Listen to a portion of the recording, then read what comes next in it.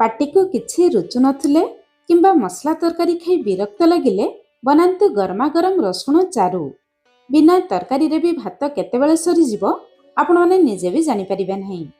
ଶୀତଦିନେ ସର୍ଦ୍ଦି କାଶ ଥଣ୍ଡାରୁ ବି ଉପଶମ ମିଳିବ। ଏମିତି ସୁପ୍ ହିସାବରେ ବି ପିଇପାରିବେ। ଭିଡ଼ିଓ ଭଲ ଲାଗିଲେ ଭିଡ଼ିଓକୁ ଲାଇକ୍ କରନ୍ତୁ, ନିଶ୍ଚୟ ଗୋଟେ ସେୟାର କରନ୍ତୁ। ଚ୍ୟାନେଲରେ ଯଦି ନୂଆ ଅଛନ୍ତି ଏଯାଏଁ ସବସ୍କ୍ରାଇବ୍ କରିନାହାନ୍ତି ପ୍ଲିଜ୍ ଚ୍ୟାନେଲକୁ ସବସ୍କ୍ରାଇବ୍ କରନ୍ତୁ। ଜୟ ଜଗନ୍ନାଥ। ମୁଁ ସସ୍ମିତା ଆପଣ ସମସ୍ତଙ୍କୁ ସ୍ୱାଗତ କରୁଛି ସସ୍ମିତା ଷ୍ଟାର କିଚେନକୁ। ପ୍ରଥମେ ଚାଲନ୍ତୁ ଗ୍ୟାସ୍ ଉପରେ ଗୋଟେ ଡେକ୍ଚି ବସାଇ କେବଳ 1ରୁ 2 ବୁନ୍ଦା ତେଲ ଦେବା। ଜମା ଅଧିକ ତେଲ ଦେବା ଦରକାର ନାହିଁ।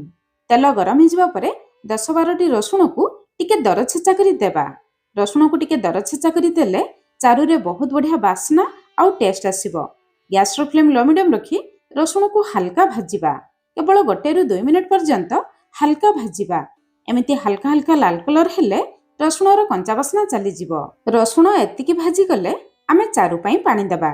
ଏଠି ମୁଁ 4 କପ୍ ପାଣି ଦେଲି, ପାଖାପାଖି 1 ଲିଟର ପାଣି। ଆପଣମାନେ କେତେ ଚାରୁ ବନେଇବେ ସେଇ ହିସାବରେ ପାଣି ଦେବେ। ଚାରୁରେ ପ୍ରଥମେ ଅଳ୍ପ ଲୁଣ ଦେବା, ପରେ ଚାଖିକି ବି ଲୁଣ ଦେଇପାରିବା। ଅଳ୍ପ ହଳଦୀ ଗୁଣ୍ଡ ଦେବା। ଲୁଣ ହଳଦୀକୁ ଗୋଳାଇ ନେବା। ଗ୍ୟାସ୍ର ଫ୍ଲେମ୍ ହାଇ ରଖିବା, ଲିଡ୍କୁ କଭର କରିବା, ଯାହାଦ୍ୱାରା ପାଣି ବହୁତ ଜଲ୍ଦି ଫୁଟିଯିବ। ପାଣି ଥରେ ଫୁଟି ଆସିଲେ ଗ୍ୟାସ୍ର ଫ୍ଲେମ୍ ଲୋ ମିଡ଼ିୟମ୍ ରଖି 2ରୁ 3 ମିନିଟ୍ ପର୍ଯ୍ୟନ୍ତ ପାଣିକୁ ଭଲ ଭାବରେ ଫୁଟେଇବା, ଯାହାଦ୍ୱାରା ରସୁଣର ବାସ୍ନା ପାଣି ଭିତରକୁ ଆସିଯିବ। ସେଇ ଭିତରେ ଚାଲନ୍ତୁ ଆଉ ଗୋଟେ କାମ କରିବା। ଚାରୁକୁ ଖଟା କରିବା ପାଇଁ ଏଠି ମୁଁ 3ଟି ବଡ଼ ସାଇଜ୍ର ଦେଶୀ ଟମାଟୋ ନେଇଛି। ଟମାଟୋ ଟିକେ ଖଟା ଦେଖିକି ନେବେ। ଗ୍ରାଇଣ୍ଡର ଜାର୍ରେ ଦେବା। ପ୍ରଥମେ ଜମା ପାଣି ଦେବା ନାହିଁ, ସେମିତି ଗ୍ରାଇଣ୍ଡ କରିବା। ତାପରେ 1 କପ୍ ପାଣି ଦେଇ ଟମାଟୋକୁ ଭଲ ଭାବରେ ଗ୍ରାଇଣ୍ଡ କରି ଆଣିବା। ଏଠି ଆମ ଟମାଟୋର ପ୍ୟୁରି ରେଡ଼ି ହୋଇଗଲା। ସେପଟେ ଚାଲନ୍ତୁ ଚାରୁକୁ ଚେକ୍ କରିବା। 2-3 ମିନିଟ୍ ପରେ ଏଠି ଦେଖନ୍ତୁ ପାଣି ଟିକେ ଫୁଟି ଯାଇଛି। ରସୁଣର ବାସ୍ନା ପାଣି ଭିତରକୁ ଆସିଯାଇଛି। ଏବେ ଆମେ ବାଟି ନେଇଥିବା ଟମାଟୋର ପ୍ୟୁରି ଦେବା। 2-3 ଚାମଚ ପାଣି ଦେବା। ସବୁ ଜିନିଷକୁ ଗୋଳାଇ ନେବା। ଚାରୁ ପାଣି ଫୁଟିବା ସମୟରେ ଚାରୁର ଟେଷ୍ଟ ବଢ଼ାଇବା ପାଇଁ ବେଶ କିଛି ଧଣିଆ ପତ୍ର ନାଡ଼ ସହିତ ଦେବା। ନାଡ଼ ନିହାତି ଦେବେ। ତା ସହିତ 1 ଇଞ୍ଚ ଆମ୍ବ କଷି ଅଦା ଦେବା। ଆମ୍ବ କଷି ଅଦା ଦେଲେ ଚାରୁର ବାସ୍ନା ଆଉ ଟେଷ୍ଟ ବହୁତ ବଢ଼ିଆ ଆସେ। ଯଦି ଆପଣମାନଙ୍କ ପାଖରେ ଥିବ ନିଶ୍ଚୟ ଦେବେ, ଯଦି ନଥିବ ନର୍ମାଲ ଅଦା ଦେବେ। ଚାରୁର ଭଲ କଲର ପାଇଁ 1 ଛୋଟ ଚାମଚ କାଶ୍ମୀରୀ ଲଙ୍କା ଗୁଣ୍ଡ ଦେବା। ନଦେଲେ ବି ଚଳିବ, କିନ୍ତୁ ଦେଲେ ଚାରୁରେ ବହୁତ ବଢ଼ିଆ କଲର ଆସିବ। ରାଗ ପାଇଁ 1 କଞ୍ଚା ଲଙ୍କା ଦେବା। ପରେ ଅଳ୍ପ ଗୋଲମରିଚ ବି ବ୍ୟବହାର କରିବା। ସବୁ ଜିନିଷକୁ ଗୋଳାଇ ନେବା। ଗ୍ୟାସ୍ର ଫ୍ଲେମ୍ ହାଇ ରଖିବା। ଚାରୁ ବହୁତ ଜଲ୍ଦି ଫୁଟିଯିବ। ଚାରୁ ଥରେ ଫୁଟି ଆସିଲେ ଗ୍ୟାସ୍ର ଫ୍ଲେମ୍ ଲୋ ମିଡ଼ିୟମ୍ ରଖି 5ରୁ 6 ମିନିଟ୍ ଚାରୁକୁ ଭଲ ଭାବରେ ଫୁଟେଇବା, ଯାହାଦ୍ୱାରା ଯେତିକି ମସଲା ଆମେ ପରେ ଦେଇଛୁ ସେସବୁ ମସଲାର ଫ୍ଲେଭର ଚାରୁ ଭିତରକୁ ଆସିଯିବ। ସେଇ ଭିତରେ ଚାଲନ୍ତୁ ଚାରୁ ପାଇଁ ମସଲା ବନେଇବା। ଗ୍ୟାସ୍ ଉପରେ 1 ଛୋଟ ପ୍ୟାନ୍ ବସାଇବା। 3 ଛୋଟ ଚାମଚ ବୁଟ ଡାଲି ବା ଚଣା ଡାଲି ଦେବା। 1 ଛୋଟ ଚାମଚ କଞ୍ଚା ଧନିଆ ଦେବା। 1 ଛୋଟ ଚାମଚ କଞ୍ଚା ଜିରା ଦେବା। ଅଧା ଛୋଟ ଚାମଚ କଞ୍ଚା ପାନମଧୁରୀ ଦେବା। ଯେତିକି ମୁଁ ଚାରୁ ବନଉଛି ତା ପାଇଁ ଏତିକି ମସଲାର ଭାଗ ମାପ। ଅଳ୍ପ ଆମେ ମେଥି ଦାନା ଦେବା। ମେଥି ଦାନା ବେଶୀ ଦେବା ନାହିଁ। ରାଗ ପାଇଁ 15ରୁ 20ଟି ଗୋଲମରିଚ ଦେବା। এই ଗୋଲମରିଚ ବହୁତ ରାଗ ଅଛି, ସେଥିପାଇଁ ମୁଁ 15ଟି ଦେଲି। ଯଦି ଆପଣଙ୍କ ଗୋଲମରିଚ ବେଶୀ ରାଗ ନଥିବ 20ଟି ଦେଇପାରିବେ। ନହେଲେ ଯେତିକି ରାଗ ଖାଇବେ ସେଇ ହିସାବରେ ଗୋଲମରିଚ ଦେବେ। ଏବେ ଆମେ ଗ୍ୟାସ୍ର ଫ୍ଲେମ୍ ଅନ୍ କରିବା। ଗ୍ୟାସ୍ର ଫ୍ଲେମ୍ ଅନ୍ କରି ଲୋ ମିଡ଼ିୟମ୍ ଫ୍ଲେମ୍ରେ ମସଲା ଗୁଡ଼ିକୁ 1ରୁ 2 ମିନିଟ୍ ପର୍ଯ୍ୟନ୍ତ ହାଲକା ଭାଜିବା। এই ମସଲା ଗୁଡ଼ିକୁ ବେଶୀ ପୋଡ଼ିବେ ନାହିଁ। ମସଲା ହାଲକା ଭାଜିଯିବା ପରେ ବେଶ କିଛି ଭୃଷଙ୍ଗ ପତ୍ର ଦେବା। ଭୃଷଙ୍ଗ ପତ୍ର ନିଶ୍ଚୟ ଦେବେ, ଚାରୁରେ ବହୁତ ବଢ଼ିଆ ଟେଷ୍ଟ ଆସିବ।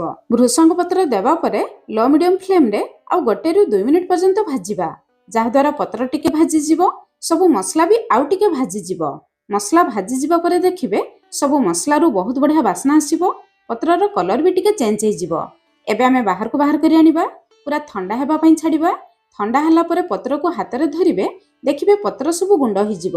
ଏବେ ଗ୍ରାଇଣ୍ଡର ଜାର୍ରେ ଦେଇ ପୁରା ଫାଇନ୍ ପାଉଡର ବନେଇ ଆଣିବା। ଏବେ ଆମ ରେଡ଼ି ହେଇଗଲା ଆଜିର ଚାରୁ ପାଇଁ ସ୍ପେଶିଆଲ ମସଲା। এই ମସଲାକୁ ସାଉଥ ଇଣ୍ଡିଆରେ ରସମ ପାଉଡର ବୋଲି କୁହାଯାଏ। এই ପାଉଡର ବନେଇ ଆପଣମାନେ ଫ୍ରିଜରେ ବହୁତ ଦିନ ପର୍ଯ୍ୟନ୍ତ ରଖିପାରିବେ। ଯେତେବେଳେ ଇଚ୍ଛା ବାହାରକୁ ଆଣି ଇନଷ୍ଟାଣ୍ଟ ଚାରୁ ବନେଇ ପାରିବେ। ଏପଟେ ଚାଲନ୍ତୁ ଚାରୁକୁ ଚେକ୍ କରିବା। 4-5 ମିନିଟ୍ ମିଡ଼ିୟମ୍ ଫ୍ଲେମ୍ରେ ଫୁଟିବା ପରେ ଏଠି ଦେଖନ୍ତୁ ଚାରୁର କଲର ଟିକେ ଚେଞ୍ଜ ହେଇଯାଇଛି। ଚାରୁ ଆଗ ଅପେକ୍ଷା ଟିକେ ବହଳିଆ ହେଇଯାଇଛି। ଏବେ ଆମେ ଗ୍ୟାସ୍ର ଫ୍ଲେମ୍ ପୁରା ଲୋ ରଖିବା। ଗୁଣ୍ଡ କରି ନେଇଥିବା ଚାରୁ ମସଲାକୁ ଦେବା। ଚାରୁ ମସଲା ଦେବା ସମୟରେ ଧ୍ୟାନ ରଖିବେ ଗ୍ୟାସ୍ର ଫ୍ଲେମ୍ ପୁରା ଲୋ ରଖିବେ, ନହେଲେ ବେଳେବେଳେ ଚାରୁ ପାଣିରେ ବିଣ୍ଡା ଆସିଯାଏ। ଚାରୁ ମସଲାକୁ ଭଲ ଭାବରେ ଗୋଳେଇବା। ମସଲା ଦେଇ ସାରିବା ପରେ ଦେଖିବେ ଚାରୁ ପାଣି ଆଗ ଅପେକ୍ଷା ଟିକେ ବହଳିଆ ହେଇଯିବ। ଚାରୁ ପାଣିକୁ ଆଉ 2ରୁ 3 ମିନିଟ୍ ପର୍ଯ୍ୟନ୍ତ ଭଲ ଭାବରେ ଫୁଟେଇବା। এই ଫୁଟେଇବା ସମୟରେ ଚାରୁକୁ ଚଟପଟା କରିବା ପାଇଁ ଅଳ୍ପ ତେନ୍ତୁଳି ରସ ଦେବା। ଟମାଟୋ କେତେ ଖଟା ଅଛି ଚାରୁକୁ ଟିକେ ଚାଖି ଦେବେ, ସେହି ହିସାବରେ ତେନ୍ତୁଳି ପାଣି ଦେବେ। 1 ଚାମଚ ଗୁଡ଼ ଦେବା। ତେନ୍ତୁଳି ସହିତ ଅଳ୍ପ ଗୁଡ଼ ଦେଲେ ଚାରୁ ମିଠା ଲାଗିବ ନାହିଁ, ବହୁତ ବଢ଼ିଆ ଚଟପଟା ଟେଷ୍ଟ ଆସିବ। ସେଥିପାଇଁ ଅଳ୍ପ ଗୁଡ଼ ନିହାତି ଦେବେ।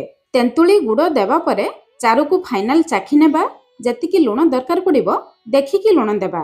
2-3 ମିନିଟ୍ ଫୁଟିବା ପରେ ଏଠି ଦେଖନ୍ତୁ ଚାରୁ ଆଗ ଅପେକ୍ଷା ଟିକେ ବହଳିଆ ହେଇଗଲାଣି। ଚାରୁକୁ ଏତିକି ବହଳିଆ ରଖିବେ, ବେଶୀ ବହଳିଆ ରହିଲେ ଚାରୁ ଖାଇବା ପାଇଁ ଭଲ ଲାଗିବ ନାହିଁ। ଏବେ ଆମେ ଚାରୁରେ ଫାଇନାଲ ଟଚ୍ ଦେବା।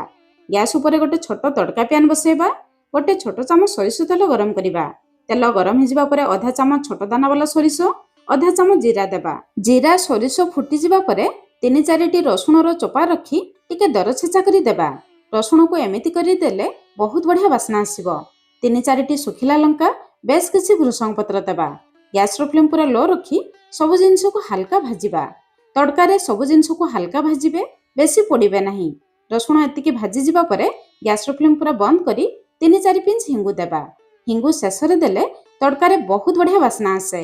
ଏବେ ଆମର ତଡ଼କା ରେଡ଼ି ହେଇଗଲା। ଗରମ ତଡ଼କାକୁ ଆଣି ଫୁଟୁଥିବା ଚାରୁରେ ଦେବା ସମୟରେ ଏମିତି ଆୱାଜ ଆସିବା ଦରକାର।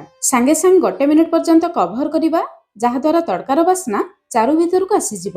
1 ମିନିଟ୍ ପରେ ସବୁ ଜିନିଷକୁ ଗଳେଇବା। ଚାରୁର ଫାଇନାଲ କନସିଷ୍ଟେନ୍ସି ଦେଖନ୍ତୁ, ଏତିକି ବହଳିଆ ରଖିବେ। ଏବେ ଆମ ରେଡ଼ି ହେଇଗଲା ସବୁଠୁ ହେଲ୍ଦି ଆଉ ଟେଷ୍ଟି ସାଉଥ ଇଣ୍ଡିଆର ଫେମସ୍ ଗାର୍ଲିକ ରସମ ବା ରସୁଣ ଚାରୁ। ଆପଣମାନେ ବି ବନାନ୍ତୁ, ଆଉ କେମିତି ଲାଗିଲା ନିହାତି କମେଣ୍ଟସ୍ କରି ଜଣାଇବେ। ତାହେଲେ ଆପଣଙ୍କ କମେଣ୍ଟସ୍ ଅପେକ୍ଷାରେ ଆଜି ପାଇଁ ରହିଲି। ପୁଣି ଦେଖା ହେବା ନୂଆ ରେସିପିରେ। ଧନ୍ୟବାଦ।